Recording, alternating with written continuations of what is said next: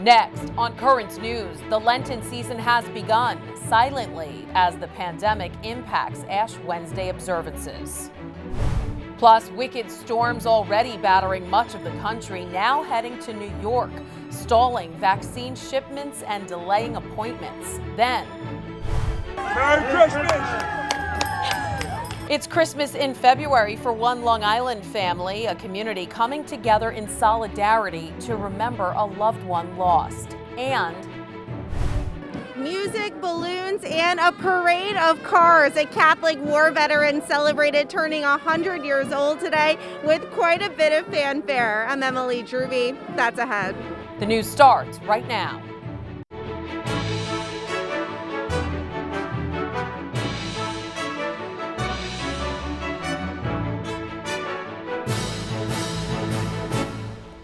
Good evening, I'm Christine Persichetti. The pandemic has changed the way we observe one of the holiest days on the Christian calendar, Ash Wednesday. But that isn't stopping worshipers who say this Lenten season requires a little extra sacrifice. Currents News' Jessica Easthope has more from the Cathedral Basilica of St. James. Lent in the pandemic age means another change to how we practice our faith.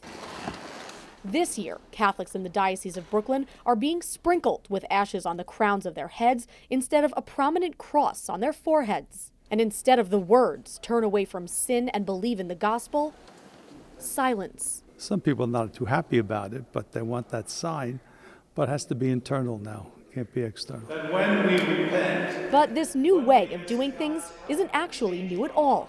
It's ancient. The ancient forms of penance were sackcloth and ashes, to show that you were penitent, that you were really giving up things that are pleasurable.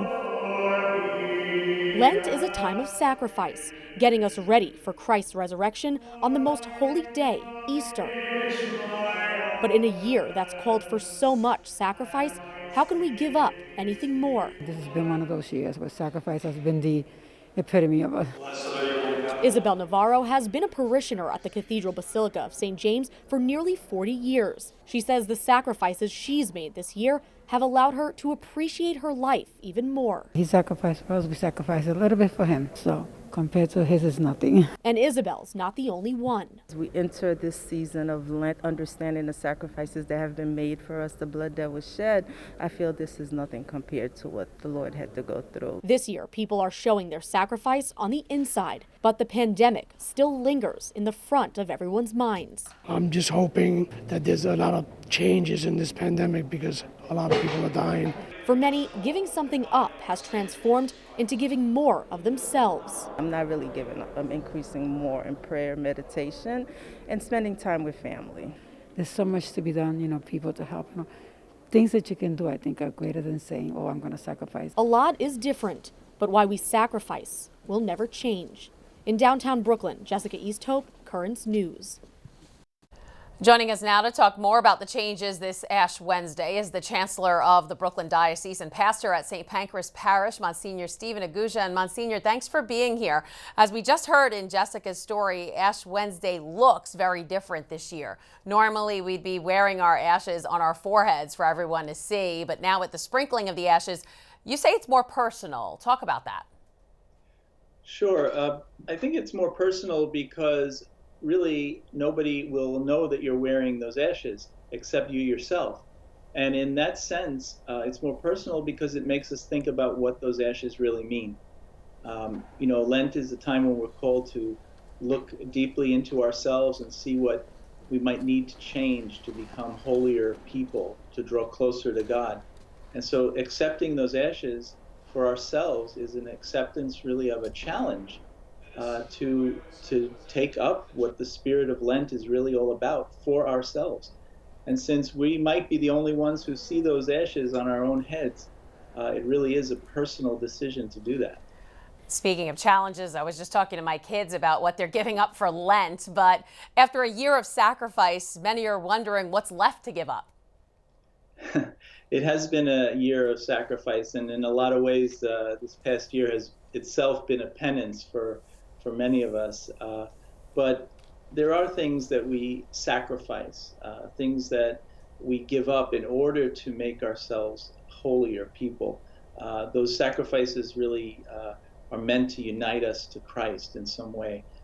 So it's not just a question of giving things up like, I'm not going to eat M&Ms this Lent. It really is a question of giving up things that take us away from concentrating on the presence of the Lord in our lives. I know a lot of people who are giving up social media for Lent, but many bishops are saying don't do it. You know, now that parishes are using social media to connect with parishioners and people are using it to connect with family during the pandemic. So what's your take on unplugging for Lent? You know, I agree. The social media has been such a godsend, really, during this pandemic time for so many people who have been unable to get out and to get to church. So I think if people are using it for that reason, certainly it's not something they would want to give up. Mm-hmm. But I think everybody needs to look at his or her own situation, his or her own life, and see what it is that we're using that social media for. Is it just for gossiping about other people or things like that? Then maybe it is something to give up, or at least partly give up. All right, something to think about. Monsignor Stephen Aguja, Chancellor of the Brooklyn Diocese and pastor at St. Pancras Parish, thanks for being with us. Thank you. Cardinal Timothy Dolan says St. Patrick's Cathedral saw far fewer people than the usual 35 to 40,000 who come every year for ashes. Dolan says Lent is a journey from the outside, meaning our ashes, which are a sign of our sins, to the inside. It takes root in our heart with prayer, all right, prayer, and our sacrifices and our self-denial that we're aware of internally. And then it moves back to the outside in works of charity. Cardinal Dolan already got started on his works of charity, helping to feed the homeless Wednesday morning at the St. Francis Bread Line. At the Vatican, Pope Francis celebrated Mass in St. Peter's Square. The Holy Father talked about how giving things up isn't the only thing Lent is about. La Quaresima non è una raccolta di fioretti, è discernere dove è orientato il cuore. Questo è il centro della Quaresima. Dove è orientato il mio cuore? Because of the pandemic, aside from the 32 cardinals in attendance, only about 100 pilgrims were allowed to attend the Mass. In Texas, many Catholics couldn't head to Mass even if they wanted to. This after a major winter storm. Parishes across the state either canceled Ash Wednesday Masses or live streamed the Mass to bless the ashes. And in your kindness, pour out the grace of your blessing on your servants who are marked with these ashes. This is video from a church in Fort Worth. For people who couldn't attend the Mass, the blessed ashes will be distributed on Sunday. Ash Wednesday is not a holy day of obligation, and even though it is an important observance for Catholics, many dioceses in Texas wanted to keep their parishioners off the roads to stay safe. Almost 2/3 of the country has been affected by snow and ice storms, even tornadoes, leaving dozens dead and millions without power. Texas, though, has been especially hard hit. Nadia Romero has the latest. Frustration. It's exhausting. This 3 days feels like it's been 200 years. And desperation mounting. When we went into the store, they barely had anything. There was barely any food. As millions of Texans are left in the dark. No telling when it's going to come on. And in the cold. So we've just been trying to make it through, stay warm, and just stay in the houses. A weekend winter storm brought unusually frigid temperatures to much of the central U.S., straining the infrastructure in the area. Texas Governor Greg Abbott lays much of the blame on ERCOT, the power company servicing large swaths of the state. They showed that they were not reliable. These are experts, these are engineers in the power industry. These aren't bureaucrats or whatever the case may be. These are specialists.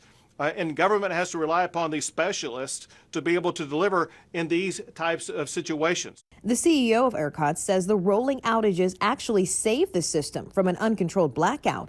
It's a cold comfort for customers bracing for yet another drop in temperatures. I am upset, but what can you do? I really just trust in God to help me.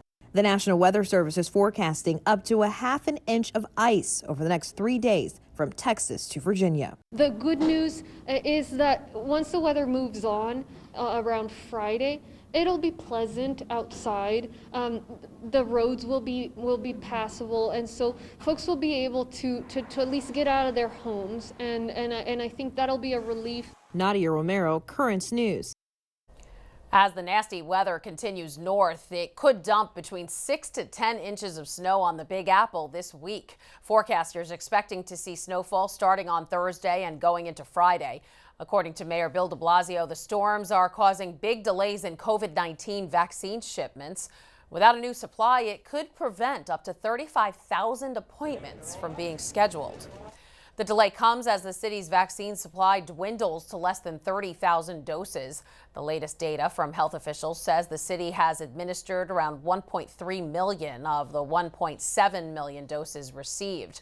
However, the data also shows that less than 10% of adults in neighborhoods in Brooklyn and Queens have received a shot. More specifically, in Sunset Park, only 3% of adults have been fully vaccinated, and in both Bedford-Stuyvesant and Corona, only 2% have. The fallout continues over the governor's handling of COVID deaths in New York nursing homes.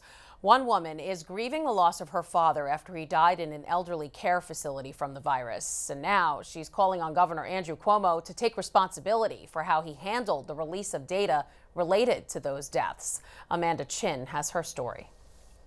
Natalie Walters of Syracuse lost her father, Jack, to COVID-19 and dementia in December. He passed away at Loretto. Oh, I'm going to try to keep it together for you. I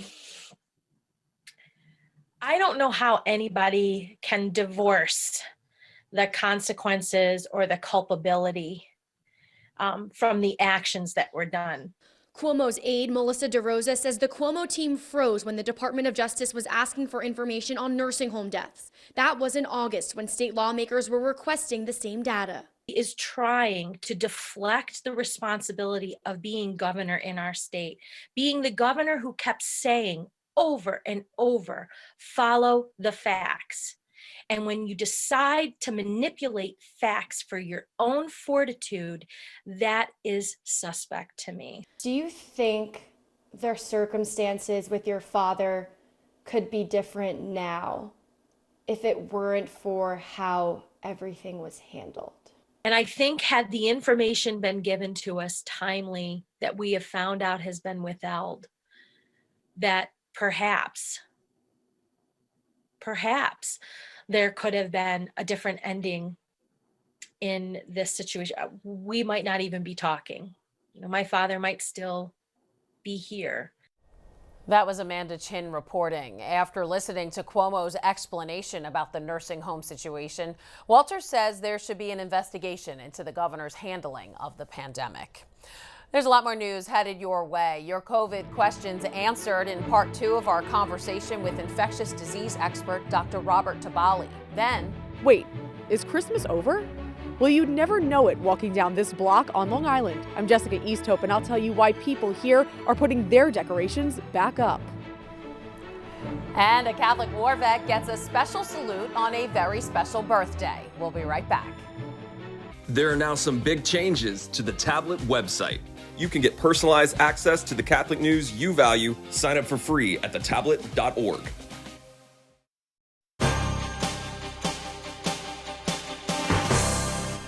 Here now to provide some more answers to our COVID questions is Dr. Robert Tavalli, an infectious disease specialist with the Catholic Medical Association. Dr. Tavalli, here in New York, we just hit the lowest positivity rate since the day before Thanksgiving. Do you think these numbers reflect that we're slowly getting back to normal? We can only hope that things will continue to decrease as more people get vaccinated. That's certainly the experience in Israel, where they've vaccinated about 70% of the population, and they've seen almost a 50% drop in acute cases of COVID. Wow, amazing. And there are several new strains of the virus here in the U.S. In fact, Governor Cuomo announced that someone with the South African variant was just admitted to a hospital here in New York. Let's take a listen. The South African variant, they worry about how lethal it is and how it relates to the vaccine. Should we be worried about the new variants holding up against the vaccines? Well, the two most well-known variants are the British variant and the South African variant. The British variant appears to be much more infectious, likely because it causes more virus in the mouth and nose. And Britain has published information that appears that it's slightly more a stronger disease causer, about 30% more serious illness with the British variant than the, if I can call it, the traditional variant that we kind of understand. The South African variant has a different surface protein, the spike protein, and so the vaccines that we're giving today are not going to be as effective against the South African variant. The British variant is well covered with the vaccines, South African not so much, and the vaccine manufacturers are already developing variant specific vaccines to cover the South African variant. All right, wow, it's concerning. Here's something interesting I just read about. California and Florida had completely different approaches to the virus. California took a very aggressive and strict approach when it came to the lockdowns, whereas in Florida, it was a little more relaxed. Yet both states have similar infection rates. Can you make sense of that for us? You know, initially when this broke in the United States a year ago, it was very important to try to limit spread so that it gave us time to understand what we were dealing with, develop therapies, and so on. But as the epidemic and pandemic grew in historical consequence, it's certainly less effective to try to shut things down because people find other avenues to socialize. So, there were two paths to get to the same endpoint, and so they're relatively equal, aren't they? What they did in Florida was very smart. They tried to protect the seniors and the frail among the population, and that didn't happen so effectively in other states. But at this point, me personally, I don't see any significant role for these tremendous lockdowns. They're not helpful. They don't help anything. They cause a lot of financial and a psychological negative impact, and they don't benefit society at all. Well, there's indoor dining in New York City now, so I know the restaurants are happy about that. Dr. Robert Tavalli of the Catholic Medical Association, thanks for being here with us. Thank you very much. Always a pleasure. One Long Island family knows firsthand the suffering COVID can cause. They're using the spirit of the Christmas season to lessen the impact of a devastating loss. But after an anonymous Grinch tried to ruin it, their tight-knit community rallied behind them. Currents News' Jessica Easthope has the story. The elf over there was my dad's favorite. Christmas came and went, but the lights and decorations are still up at Sarah Pascucci's house. That's because her father, Anthony, put them up, but never got the chance to take them down before he passed away of COVID-19 on January 15th. My dad loved Christmas. That was his favorite holiday. Every year, day after Thanksgiving, he would get all his Christmas decorations out and put them up and have his Christmas music playing. Sarah, her brother Anthony Jr., and her aunt, who all live on Berkshire Road in Bethpage, Long Island, found comfort in keeping them up for a little while, if it meant keeping her dad's memory alive. But a few days ago, Sarah got an anonymous letter in the mail with a message that shocked her. So they mailed this anonymously. There's no return address or anything. It's just addressed to resident, no name or anything. She couldn't help but take it personally, knowing what her family has been through and knowing how much the decorations meant to her dad. It hurt and we were upset, and it was just something so silly that we just didn't need at during this time. But after posting about it on social media, Sarah found out some of her neighbors got letters too for keeping their lights up too long. We were like, this is crazy. Like, we can't believe it. Everything that's going on in the world, that this is what somebody's worried about. Bree Fazio got her letter after her decorations were already stowed away. So what did she do? She headed to the garage and got them right back out. So we put the decorations back up, and in honor of that family and for what Sarah and Anthony had gone through. Now several houses on Sarah's block are decking the halls all over again. And with the recent weather, they say their white Christmas redo is just what they needed. I just thought that was a nice way to let everyone know that we're all kind of in this together. The block even went as far as to give the anonymous sender some Christmas cheer on, you guessed it, Valentine's Day. As for when the Pascucci's will take the merry decor down, who knows? Me and my brother are debating. He wants to keep them up all year. Whether the decorations come down or not, Anthony's picture will be in the window. In Bethpage, Jessica Easthope, Currents News. Still to come on Currents News. Cheers and good wishes for Joseph Sam Pietro from friends, family, and fans as they honor the Catholic war vet on his big day. We'll drop in for his special celebration next. Do you have a story idea or want to share a tip? Email us at newstips@desalesmedia.org or call our 24-hour number 718-517-3122. We'll be right back.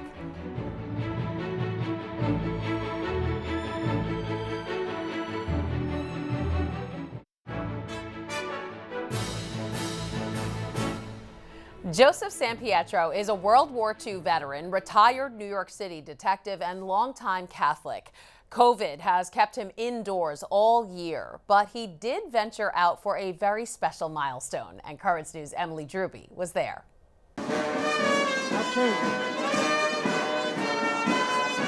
Patriotic sounds rang out on this Williamsburg street. A drive-by 100th birthday party for Joseph Sam Pietro, a man who spent his life serving others as an Army sergeant and police detective. As the Catholic veteran stood on his porch watching this parade thrown in his honor, he was filled with emotion by the beautiful gesture. He told Currents News it made him feel very special. I feel like General MacArthur. The 100th birthday extravaganza was organized by the Catholic War Veterans Williamsburg Post. Joseph is one of their members. He's a good-hearted person. I mean, he deserves this. We wish we can do more, but due to the virus, we're kind of restricted. It's a big thing. Not many people, especially this day and age, live to be 100 years old.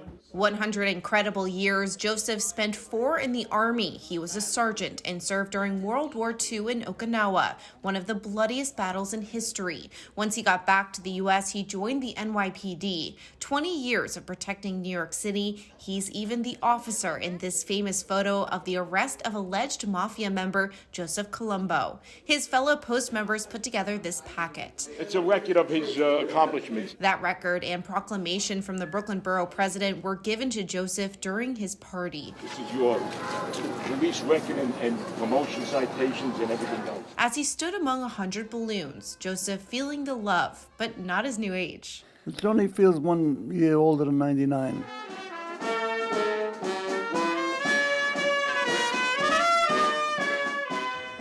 A fitting celebration for somebody who gave so much for both our country and our city. In Williamsburg, Brooklyn, Emily Druby, Currents News. What a great party. Happy birthday, Joseph. And that is Currents News. I'm Christine Persichetti. Thank you for joining us because we are putting your faith in the news. Before we go, something to look forward to in the future. Currents News will have all-inclusive coverage of the Pope's trip to Iraq, his first journey since the pandemic took hold. That begins on Friday, March 5th and concludes on Monday, March 8th. Hope to see you again next time.